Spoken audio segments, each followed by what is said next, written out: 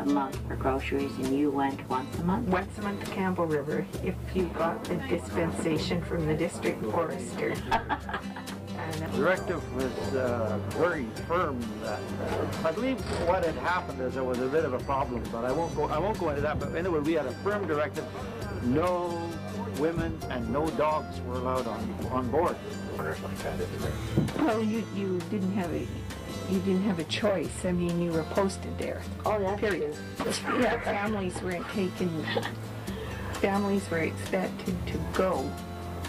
They were a part of it. You were the baggage that went.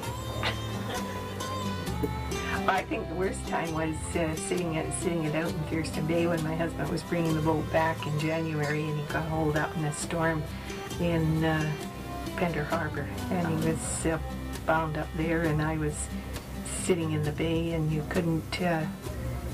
The radio reception was variable, so you didn't always know. You didn't know where the boat was. I think that was the worst.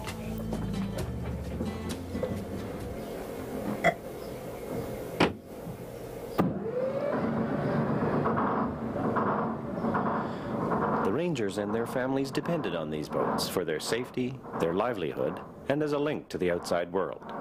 Boating was not a pastime, but a necessity, and the work went on in all kinds of weather. These things were a means of doing a job to them, whereas for us, they're a means of providing the best time we have.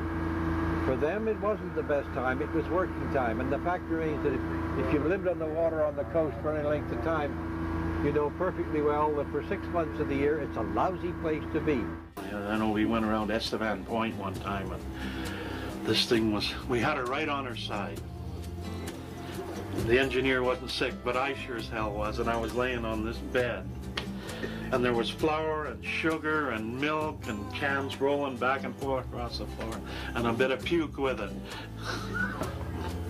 Well, that's why I wanted to come and look at this boat first, because I had some memories of this. And I can remember we got to Pender Harbor the first night. So in the morning there was a bit of a southeaster blowing, so I says, oh, we're going to have a look at it anyways. And we kept going. And gosh, it was coming up around the windows of the alder, you know. And Lloyd Collett was with me, and I said, Lloyd, hang on to that battery. She was on a shelf, you know, and God, it never rolled off because of an old Palmer engine, and that was his main source of, you know, for as far as the juice was concerned. Anyways, there was water coming down the stove pipes, and anyway, we got into House Island and just got behind Keats Island, the engine quit.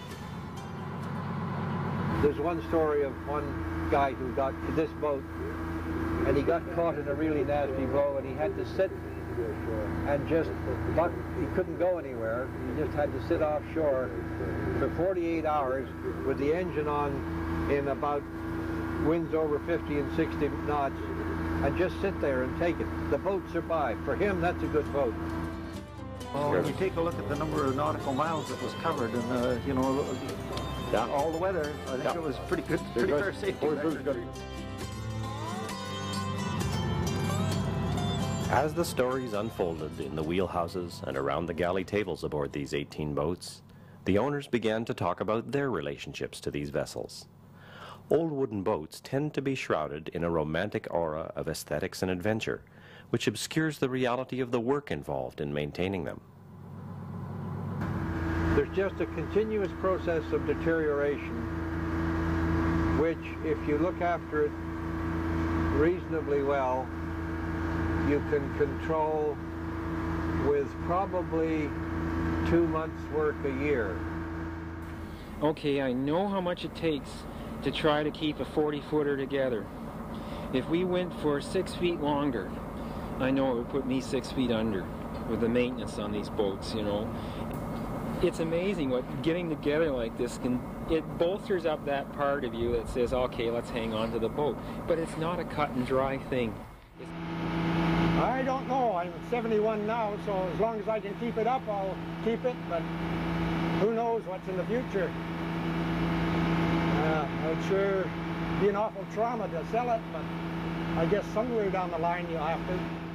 Look, I was going to put that sign up for sure, for sale, you know. I thought there'll be lots of people down here, we'll get lots of exposure, and you never know, somebody with piles of money coming out of their pockets will just give it to us and we're out of here, you know.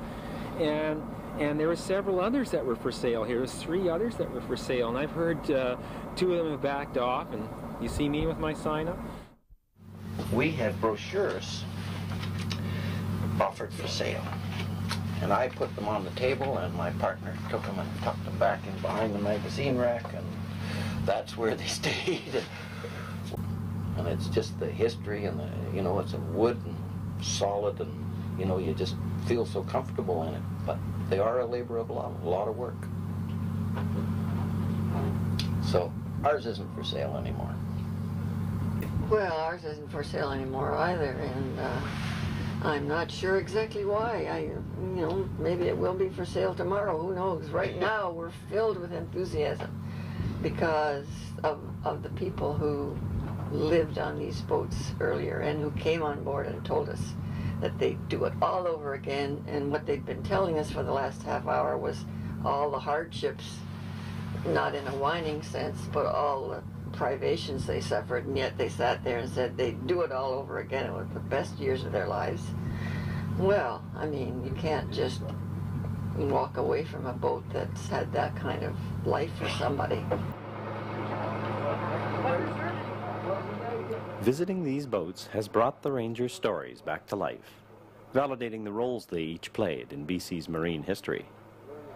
In turn, the individual anecdotes have enriched each vessel and provided a greater sense of involvement for the owners in their roles as keepers of these artifacts.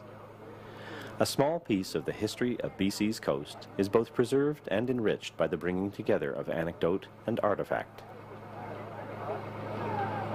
We sailed those boats with a great deal of pride, and I think it's very evident that the current owners sail them with the same degree of pride that we did.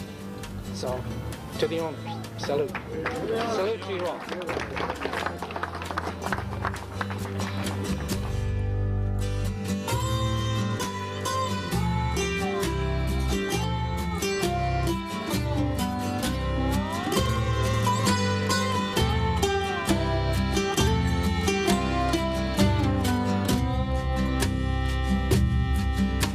A fleet of boats still ply this coast, full of memories, dreams, and more.